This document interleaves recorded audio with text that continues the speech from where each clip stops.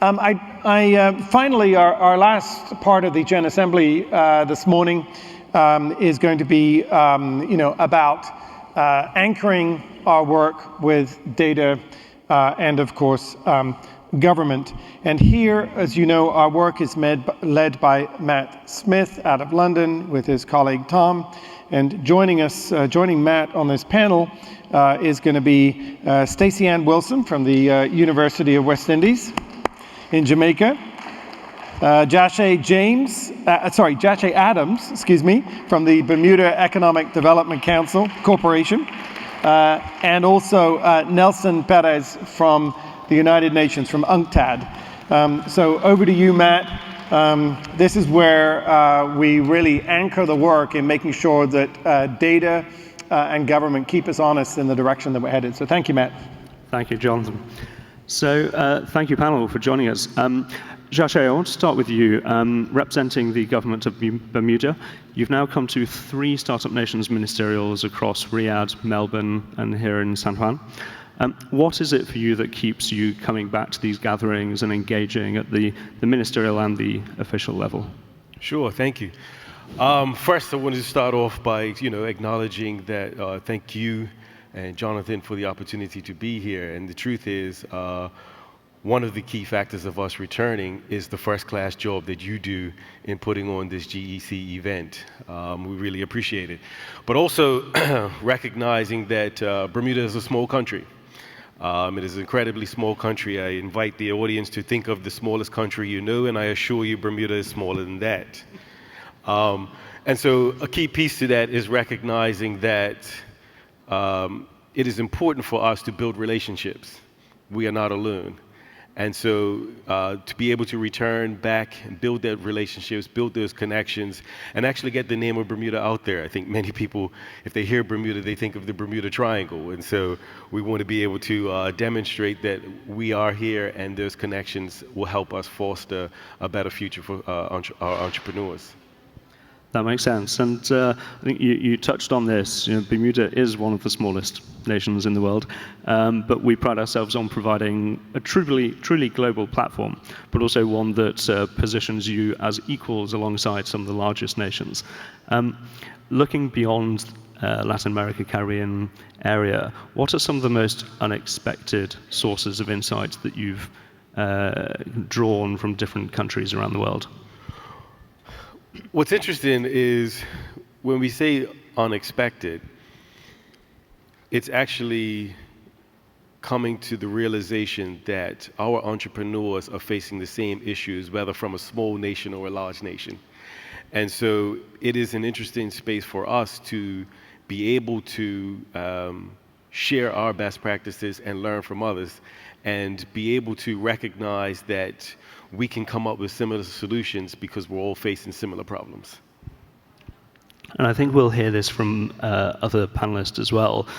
On the flip side, a lot of larger countries can actually look at you and see the speed at which things can happen. So I guess it's also been a really interesting opportunity for you to promote Bermuda, promote the approach that you're taking, and show that governments can move quickly, adapt, and get things done quite quickly. Yeah, absolutely.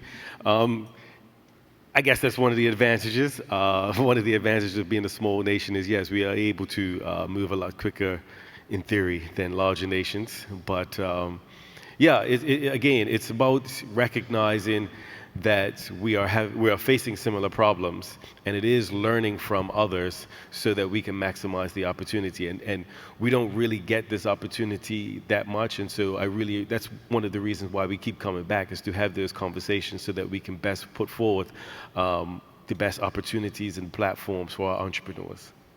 Thank you. Stacey Ann, turning to you.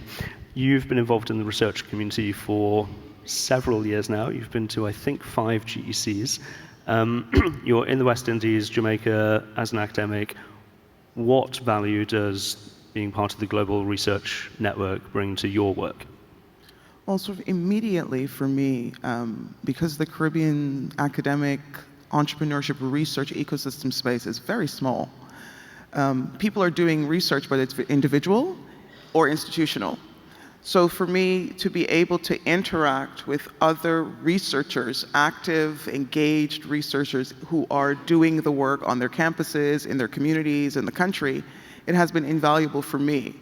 I've been able to interact with people from Indonesia, from Jordan, from Egypt, from the US, from Canada, and from other parts of the Caribbean, Dominican Republic, Puerto Rico, we're here.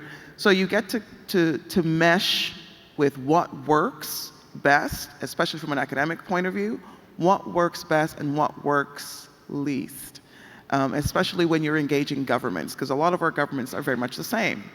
No offense, you're short-term thinking, they're very election cycled. Academics are in it. They're in it for long periods of time. If you're really going to stick with academia, you're in it for a long period of time, and you're expected to build on that knowledge. You really can't build on something you don't have.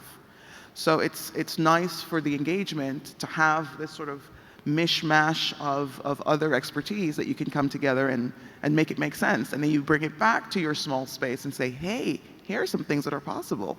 And they look at you crazy. And then you have to start, you have to keep going and keep going at it. You have to be really persistent to stick. And then you form a community of like-minded thinkers around it, and then you start to try to convince people little by little that it's possible. And building on what Jasho was saying, the small island, the small country approach here, you are in a small country, you are in a less connected region, there are fewer academics, particularly entrepreneurship academics that you can immediately network with. And you are very much an advocate for pushing the research network towards kind of embracing and connecting more people like you.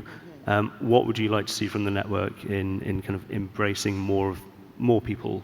I think we have to look situations? Beyond academia. So that's the first thing. Because the active work is not being done in academia. It's being done outside of it. So whether it's within entrepreneurship centers, if we engage the sort of para-government organization, the adjacent ones who are getting funding from, but not necessarily government, we have to engage it at a broader level. Because if we're focusing on academics alone, remember, we are in a publish or perish environment. If we don't publish, we don't get promoted. And you cannot build entrepreneurship research on that premise. It has to be broader than that. Much of the entrepreneurship research I do has no publication venue because it's not peer reviewed, it's not There are some parameters in which it doesn't make sense for academia. So it has to be more than that. So we have to engage, as a research community, we have to engage the people who are actively on the ground, who are doing small set research based on their communities, and then amalgamate that to make it make sense. And you've played a role over the last year helping us redesign and relaunch the Gen Atlas. This is the world's largest compendium of entrepreneurship policies. Yes, thank you. And this is a tool that we've spent years putting together, documenting entrepreneurship policies around the world. You were very much kind of welcomely vocal in how it could be improved and to help both your academic work, but also the work of policymakers. Could you talk through some of those changes that you helped implement and how you use this tool? Okay, so firstly, I apologize for being absolutely annoying all the time. But when I see tools that are supposed to help us and it's not intuitive, and I'm looking through it, trying to utilize, when people are asking you for metrics, and people are asking for examples, and they're asking for, and you go to a thing that's supposed to help you, and it's just a list of policies from places that have no connection to the kind of work you're doing, you get annoyed, right? Because I'm like, this is the global entrepreneurship network. Get it together. And so the changes that have been made have been really responsive to breaking it down in terms of sector, in terms of stage of development, whether you're a startup or more advanced. Because for many of us, we don't have large corporations, and a lot of policies are around entrepreneurship for large corporations. What's the biggest company? You know what? Never mind. We don't have big companies, so we can't absorb that kind of policy directive. But what the Atlas is doing now, it's breaking it down by economics, it's breaking it down by sector, it's breaking it down by region, and you can search by continent. So this is a game changer for me, because when people ask questions of what is your exemplar, what is it you're trying to do or get to, I could say, hey, go onto the Atlas and look at da-da-da-da-da. Because there are different policies. In every country, there are different policies dealing with entrepreneurship. They do not all necessarily speak to each other. This is another thing. And so there might be policy for small business. There might be policy for entrepreneurship. It might be policy for finance. It might be policy for, they don't necessarily all say the same thing, and they don't necessarily fuse in a very nice way. But if you want sparse information, the Atlas is a good way to find it. And I'm really happy that you guys listen to my rantings and ravings, and that we have something that's workable. I mean, we still need to have more on the platform, because it's us who submit to make it better. So I encourage you, if your country, check it out first of all, and if your country does not have their information there, please add, because it makes us all better. Thank you. And I will also say on that, absolutely do take a look at the Atlas, the entries.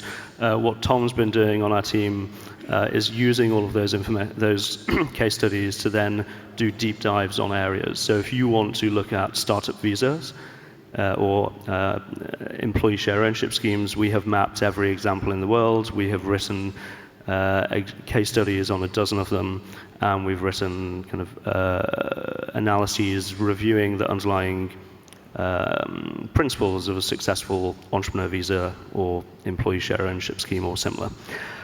Nelson, I want to turn to you. For over 10 years now, Jen has had a partnership with UNCTAD on global enterprise registration, where we're working together to assess government digital services, particularly for entrepreneurs, and to help governments simplify and digitize services, business registration platforms, and similar. UNCTAD is quite a large international organization. So what is it that UNCTAD derives value from in relation to our partnership? Why are we working together on this? Thank you, everybody. Thank you for having me here. I think this is a perfect forum for share best practices, to make friends, and these friends are policymakers. It's not a name of an institution. It's Marco, it's my friend Gibran. We meet, for example, this week with a Colombian that is implementing a calculator of CO2. This calculator of CO2 is going to help the government to implement solutions to reduce the carbon emission. This is a global goal. So this is a very good example of we should share these good experiences and implement together as globe. So one of the main values of these meetings is to meet this policymaker and not reinvent the wheel. Once we meet these policymakers, we can do the same with the policies that for entrepreneurs. We can share them, and we can learn from the problems or challenges that others have during the implementation, and implement in a quick way the policies in our country. Thank you. And we heard some phenomenal examples this week from, as you say, Colombia, Mexico, and others, and indeed some new opportunities even among the panelists for some digital government activities perhaps as well. We're coming to a close, but Jashay, I want to invite you to come back in and reflect on any of the comments that Stacey Ann was saying, that interplay between academics, policymakers, the international organizations, that to an extent is quite unique in this event and the global entrepreneurship format. What value do you get, not just meeting fellow policymakers, but the wider ecosystem? Sure. Well, it's an interesting space, because ultimately where we're trying to be as a policymaker is to make the best informed decisions that we possibly can.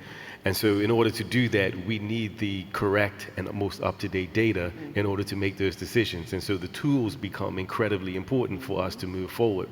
The overall aim for us is to improve the environment and the platform for all of our entrepreneurs. And so if we can sit here and learn best practices from different stakeholders within not just Bermuda, but globally, it allows us to be able to put forth the best effort and the best platform so that they can succeed, because ultimately their success is our success. Absolutely. Great. And we're heading to Indiana next June for the GEC. What are you hoping to see there from a policy and research side? Open question. For me, I'm hoping that we can launch some kind of initiative around not just metrics. I mean, that's a sexy thing to say. We want metrics. But initiatives around activities, like action items, so that we get home, we can be accountable or, to each other around, did you actually get item 1 done? Did you actually get item 2 done? And what were the obstacles? And how can we help? I think that, for me, would be a game changer. Because we come here, we meet up, we see each other, we talk, we gripe about our stuff, but now we need to talk about our wins. But we can do it together. So that's what I'm hoping for next year. So I think it should be very important to bring more policymakers that can showcase the solution that they are implementing to make easy the life for entrepreneurs to start and operate a business. This is a problem that everywhere in the world the entrepreneurs are facing. It's hard to register, it's hard to maintain formal, so this is a big challenge. I think that we should bring a lot of these policymakers, present solutions, present problems, and so they can take away these solutions to their own countries. Sure, and if I can be brief, the only thing that I would say is I'm excited and looking forward to the opportunities and the experiences that we gain from Indiana, but the truth is the work is post these events. It's the follow-up, it's the connections, it's the continued work. And so from this event and the event, so the event in Indiana, I look at it as the start. I'm more excited about what happens after Indiana. Absolutely. Well, look forward to working with you all in the next 11 months as we work towards and hopefully bring some successes there. Thank you very much.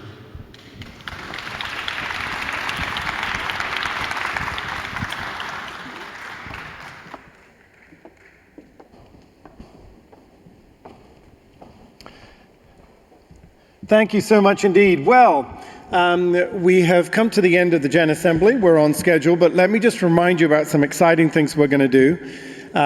First and foremost, if those of you didn't realize, do look at our Gen Research platform. As you know, we are announcing the beta of a new report. As you know, Gen works with Startup Genome on the release of the Global Startup Ecosystem Report, which we've been publishing for years, covering the world.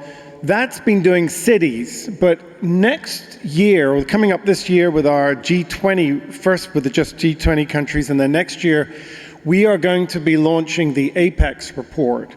APEX will be national, comparing national ecosystem performance for policymakers and governments across the world. So in order for your government to participate in that, we have to hear from your government. So just to let you know, that's going to be really critical for us. So if you think you want to make sure that you're in that report in 2025, we have to hear from your government. So be sure to make a note of that. Of course, we announced that the information's on the app. We announced that on Monday that we will be launching the APEX report. Of course, lots of other work. Matt mentioned we've got our youth research studies, and we have a variety of other partner-driven work we do with the likes of ProDem and the World Bank and other multilateral entities. So as we move forward, much of course, the sessions, as you know, moving forward will be continue to be in the rooms that you're familiar with, but I just want to highlight a couple of things. The epicenter for the rest of the event, as you well know, is the Gen Village next door. And I'm going to ask each and every one of you, we're only going to need 5 to 7 minutes of your time at noon, where we're going to tell you what you told us, and we're going to give you something to take home that explains what does this all mean to you, what does it mean to the ecosystems that you operate in. We're going to give you concrete suggestions for what you should be doing when you get home in terms of policies to advocate for and in terms of specific programs. So we'll do that very briefly, and after about 7 minutes, we will unveil the banquet for lunch, where you'll stand around in the village and get to see all the people you've not met so far and have some continued dialogue. But do make sure that you all join us in the village at lunchtime. And finally, let me make sure that I've reminded you that our next global gathering for the next GEC of 2025 will be in Indianapolis, Indiana. And to remind you of that, look at the screens. Thank you.